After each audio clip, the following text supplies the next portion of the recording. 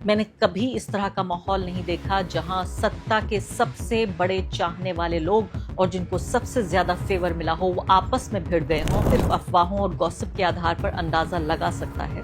कम से कम मुझे झूठे या फ्रॉड मेडिकल दावों के लिए सुप्रीम कोर्ट से फटकार नहीं मिली है। ये पक्के तथ्यों पर आधारित है, किसी गॉसिप या अंदाजे पर नहीं। इसलिए मुझे कैरेक्टर का पाठ मत पढ़ाइए। मेरा कैरेक्टर आपसे कहीं बेहतर है। यहाँ कोई फ्रॉड नहीं है। कंगना रनावत ने ब्लो द बेल्ट ये वार किया है बाबा रामदेव के ऊपर। नमस्कार, इस खास कार्यक्रम में आपका स्वागत है। मैं हूं आरफा खानम शेरवानी। सत्ता आने के जिस तरह से आसार होते हैं, सत्ता जाने के भी वैसे ही आसार होते हैं। मुझे याद है 2012-13 का वो दौर जब नरेंद्र मोदी को प्रेजेंट किया जा रहा था। वो प्रकट हो रहे थे एक ऐसे उम्मीदवार के तौर पर जो देश का अगला नेता बनने वाला है। देश की एक बड़ी न्यूज़ एजेंसी 36 कैमरे लगाकर उनको लार्जर देन लाइफ रोल बनाकर और उनकी वीडियोस को प्रसारित करती थी। 24 घंटे में समझ लीजिए आप, कई घंटे, 4-6 घंटे कम से कम नरेंद्र मोदी के भाषण चलते थे, उनकी प्रेस कॉन्फ्रेंसेस चलती थी, उनकी तमाम तरह की वो चीज़ें चलती थी जहां वो अपनी योजनाओं का प्रचार प्रसार कर रहे थे। देश को तैयार किया जा रहा था Narendra Modi the prime minister के लिए। आज उसी का ठीक उल्टा देख रहे हैं। कम से कम 20-25 साल का ये सफ़र हो गया है राजनीति को कवर करते हुए एक पॉलिटिकल जर्नलिस्ट के तौर पर। जब वो आसार दिख रहा था तब भी आपको बताया, अब जो ये आसार दिख रहा है इसको देखना, समझना, परखना बहुत ज़रूरी है कि जब आपस में ही जो सत्ता के सबसे प्यारे, सबसे दुलारे हैं, अगर वो आपस में ही भिड़ जाएं तो आप समझ लीजिए कि सत्ता जाने में अब बहुत ज़्यादा देर बाकी नहीं है। मैं 3 लोगों का यहाँ जिक्र करना चाहती हूँ, कंगना रनावत, बाबा रामदेव और साथ साथ चिराग पासवान। ये तीनों इतने प्यारे, न्यारे, दुलारे इस पूरी सत्ता के रहे हैं। और आप ये देखिए कि इन संगियों के बीच ही जब ये घमासान मच चुकी है, चिराग पासवान को थोड़ा दूर रखना चाहती हूँ, उनको मैं इस श्रेणी में नहीं रखती। मुझे लगता है वो अवसरवादी हो सकते हैं, लेकिन एक भले नेता के तौर पर उनके उनके पिता को, दोनों को मैं जानती रही हूँ। उन पर ज़रा सी देर में आती हूँ कि कैसे वो आरक्षण की रक्षा का जिम्मा वो उठा रहे हैं ऐसे वक्त में जबकि सैकड़ों हजारों की तादाद में बीजेपी के वोटर सड़कों पर निकल आए हैं, लाठियां खा रहे हैं, जख्मी हो रहे हैं। और उधर उत्तर प्रदेश में ब्रजेश पाठक वो वहां पर उन लोगों से मिल रहे हैं जो कहते हैं ब्राह्मणवाद जिंदाबाद। उस पर आती हूँ। अभी मैं आपको अभी यहाँ बताना चाहती हूँ कि कैसे रामदेव और कंगना रनावत, इन दोनों के बीच जो घमासान है वो हमें हमारे वक्त की हकीकत बताता है। और आप यकीन जानिए इन दोनों में से कोई भी मेरा फेवरेट नहीं है। मैं आखिरी शायद वो लोग होंगे जिनके बारे में मैं बात करना चाहूँगी, लेकिन इनका मैं एग्जाम्पल आपको दे रही हूँ और इनके बारे में बात करना चाहती हूँ आपको ये बताने के लिए कि हालात कितने बदल गए हैं। हालात इतने बदल गए हैं कि पिछले 12 साल में किसी भी आंदोलन ने, चाहे वो शाहीन बाग का आंदोलन हो, किसानों का आंदोलन हो, पहलवानों का आंदोलन हो, नौजवानों का आंदोलन हो, मैंने कभी इस तरह का माहौल नहीं देखा जहां सत्ता के सबसे बड़े चाहने वाले लोग और जिनको सबसे ज़्यादा फेवर मिला हो वो आपस में भिड़ गए हों और एक दूसरे के लिए ब्लो द बेल्ट जिसे अंग्रेजी में कहते हैं, यानी बहुत ही अश्लील टिप्पणियां करने से बाज नहीं आ रहे हैं। मैंने आपको बताया था इस कार्यक्रम के जरिए कि किस तरह से रामदेव कह रहे थे कि अगर तुम गटर जनरेशन कह रही हो हमारी जेनजी को, तो अपनी जवानी, अपना चरित्र और अपना रिकॉर्ड निकाल के देखो।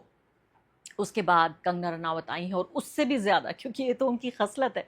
अंग्रेजी में एक शब्द होता है खसलत, यानी कि एक इंसान का जो एक बेसिक नेचर होता है, ये तो उनकी खसलत ही है कि इस बेसिक नेचर यही है कि वो इस तरह की भाषा का इस्तेमाल करती हैं। मुझे लगता है उन्हें यही भाषा आती है, क्योंकि इससे ज़्यादा तो कोई सभ्य भाषा मैंने आज तक सुनी ही नहीं। बयान आपकी स्क्रीन पर सुन लीजिए वो क्या फरमा रही हैं।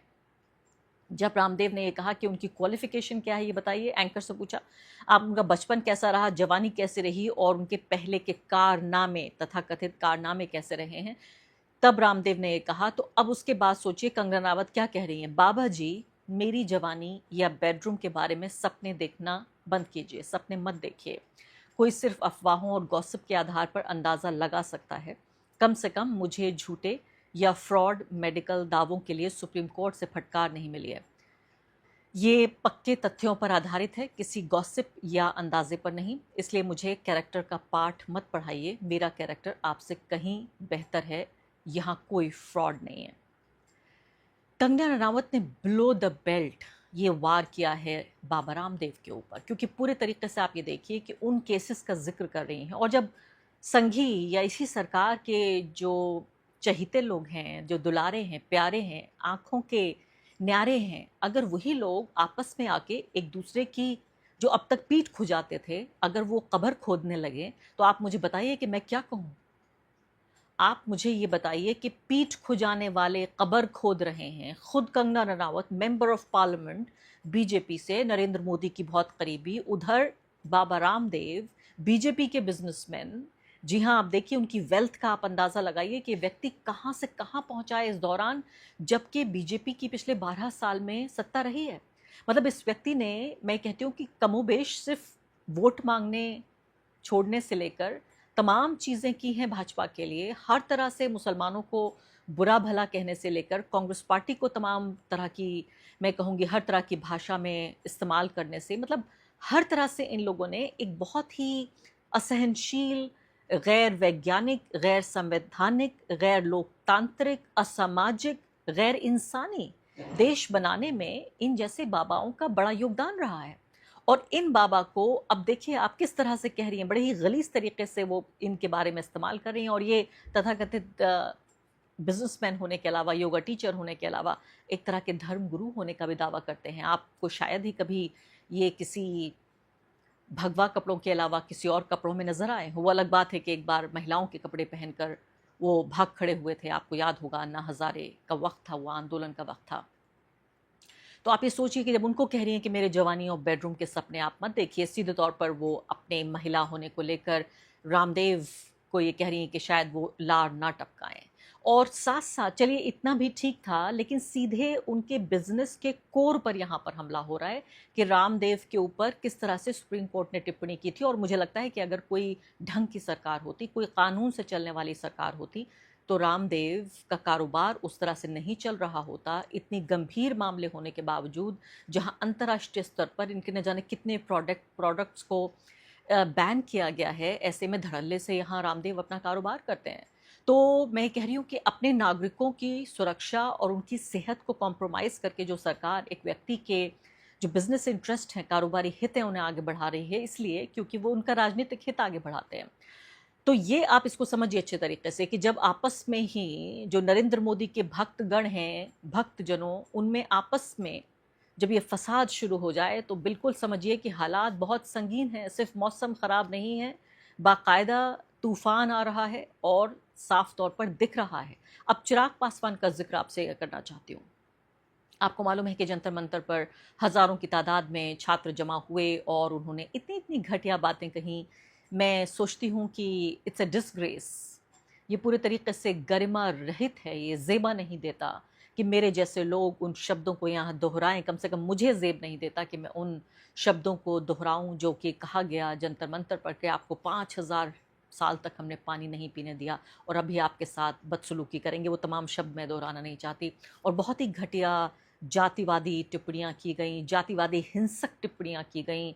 एक तो बड़े ही प्यारे न्यारे हैं, मैंने कहा कि ये पूरा जो इकोसिस्टम है इस पॉलिटिकल पार्टी के शासन का, उसमें बहुत ही बेहुदा किस्म के, मतलब ये नहीं कि कोई लायक लोग हैं और योग्य हैं, चलिए आप कांग्रेस को या बीजेपी को या किसी और पार्टी को पसंद करते हैं और इसलिए आपको पद मिल गया, बल्कि बेहद सब स्टैंडर्ड और बेहद बेहुदा किस्म के जो लोग हैं, उनको ज़मीन से उठाकर आसमान पे पहुंचाया गया है, उनको फर्श से अर्श पे पहुंचाया गया, जिनकी लियाकत रत्ती बराबर नहीं है, ज़र्रे बराबर जिनकी लियाकत नहीं है, उन लोगों को ये दिया गया। और इसीलिए देखिए आप कि जो चंद्रशेखर आज़ाद हैं, उनके ऊपर भद्दी टिप्पणियाँ की गई, उन्हीं इकोसिस्टम के ज़रिए जो लोग अपने को तथाकथित रूप से पत्रकार कहते हैं, इस पूरे 12 साल में जो लोग परवान चढ़े हैं, तो उन लोगों के बावजूद कि वो लोग आरक्षण को लेकर तमाम तरह की भद्दी टिप्पणियाँ कर रहे हैं। अजीत भारती का मैं जिक्र कर रही हूँ और ख़ासकर उनके खिलाफ मुकदमा भी दर्ज कर दिया गया है।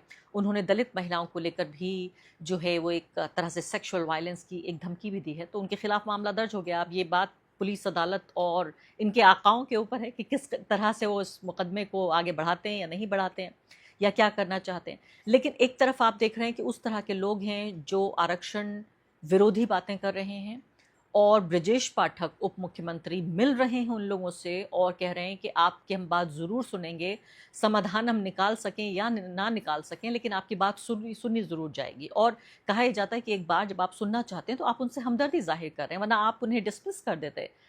लेकिन एक तरफ हम भी देख रहे हैं कि उत्तर प्रदेश में ये हो रहा है, दूसरी तरफ देखिए बिहार में क्या हो रहा है। रामविलास पासवान के बेटे जो चिराग पासवान हैं, वो सीधे तौर पे कह रहे हैं कि चिराग पासवान जब तक जिंदा है आरक्षण को कोई हाथ नहीं लगा सकता।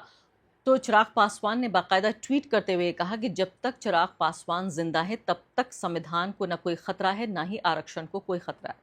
सुन लेते हैं। आज प्रधानमंत्री जी के इस मंच से प्रधानमंत्री जी के सामने प्रधानमंत्री जी के ही शब्दों को दोहराते हुए आप लोगों को विश्वास दिलाना चाहता हूं कि जब तक हमारे देश के प्रधानमंत्री आदरणीय नरेंद्र मोदी जी हैं तब तक ना देश में संविधान को कोई खतरा है, ना आरक्षण को कोई खतरा है। और आज इस मंच से मैं मेरे नेता, मेरे पिता आदरणीय रामविलास पासवान जी के संघर्षों की कसम खाकर आप लोगों को विश्वास दिलाता हूं कि जब तक चिराग पासवान जीवित है, ना आरक्षण पर, ना संविधान पर कभी कोई खतरा था, ना भविष्य में कभी कोई खतरा आएगा।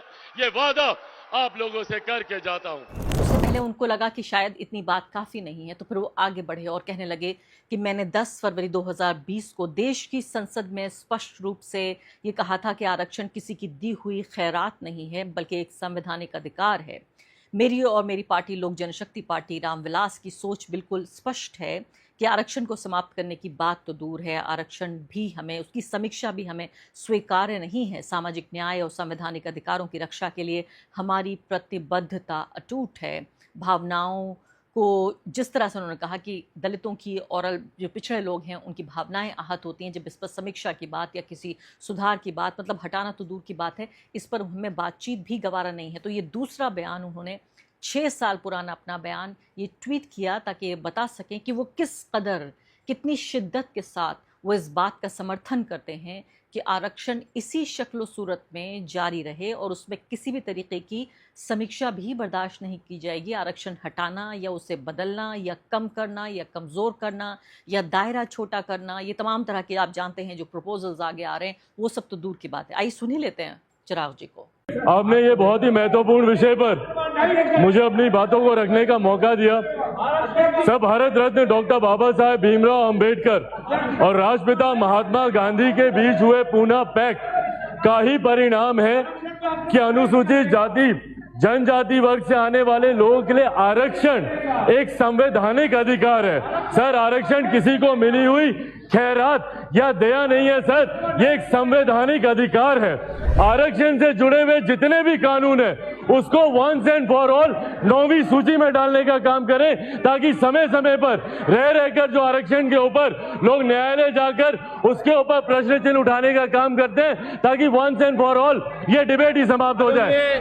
सर, आप उनकी भावनाओं को आप ठेस पहुंचाते हैं। सर, इसी सरकार ने सर अगर आरक्षण विरोधी अगर ये हमारी एनडीए की सरकार होती तो आरक्षण को जो मजबूत करने का काम किया गया, ऊंची जाति के जो गरीब वर्ग के लोगों को भी आरक्षण देने का काम किया गया, तो ये आरक्षण प्रणाली को मजबूत करने का काम किया गया। हमारी सरकार ने सर ये अनुसूचित जाति जनजाति एट्रोसिटी एक्ट उसको जब दमदीन करने का जब प्रयास किया गया तो हमारी सरकार और लोक जनशक्ति पार्टी सबसे पहली पार्टी थी जिसमें हम लोगों ने पुनर्विचार याचिका डाली। सरकार ने हाउस का समय एक्सटेंड करके 2 दिन 3 दिन के भीतर उस कानून को लोकसभा और राज्यसभा से भी पास करवाया। तो सर, हमारी सरकार पूरी तरीके से कटिबद्ध है आरक्षण को लेकर, और आरक्षण को समाप्त करना तो दूर की बात है, उसमें चर्चा की भी गुंजाइश नहीं हो सकती है।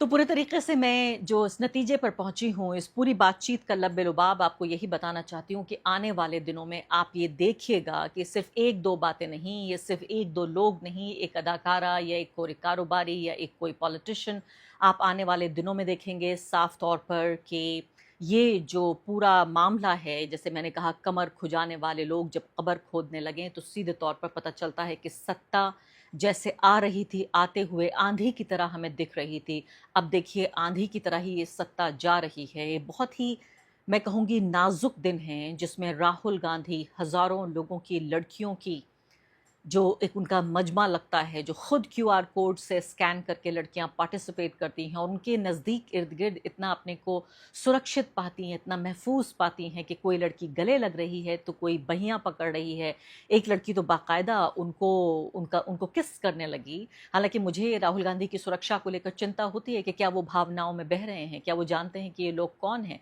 क्या इन सब लड़कियों की जहाँ से भी ये लड़कियाँ आ रही हैं इनमें से ज़्यादातर तो मैं जानती हूँ अच्छे तरीके से कि ये खुद राहुल गांधी से इतना स्नेह करने लगी हैं या उनको नेता के तौर पर जानती हैं, लेकिन ऐसे में कुछ ऐसे तत्व भी उनकी बैठकों में, उनकी सभाओं में घुस सकते हैं जो उनके लिए खतरा पैदा हो सकते हैं।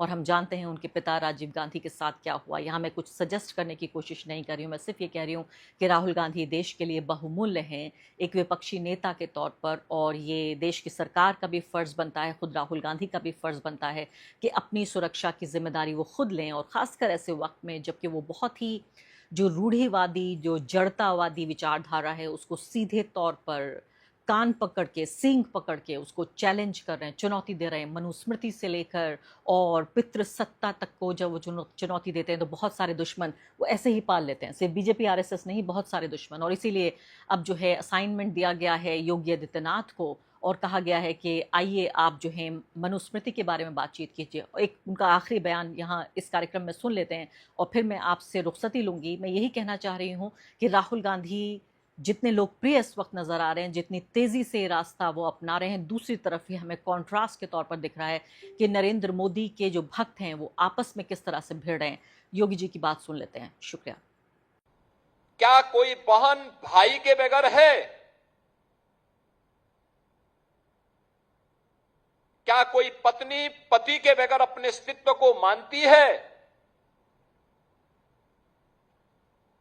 और क्या कोई मां बेटे के बगैर अपने अस्तित्व को पूर्ण मानती है? अगर मनुस्मृति ने ये बात कही है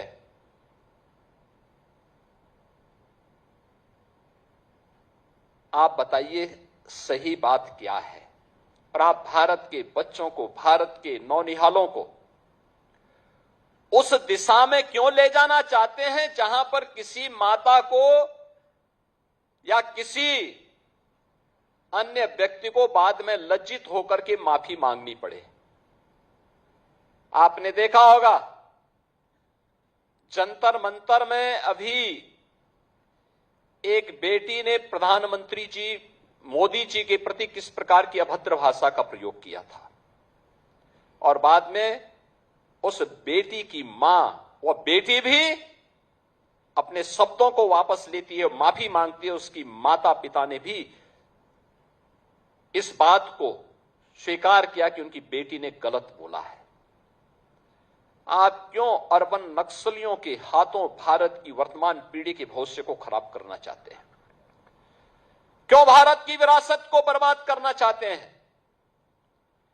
क्यों भारत के भविष्य के साथ खिलवाड़ करना चाहते हैं?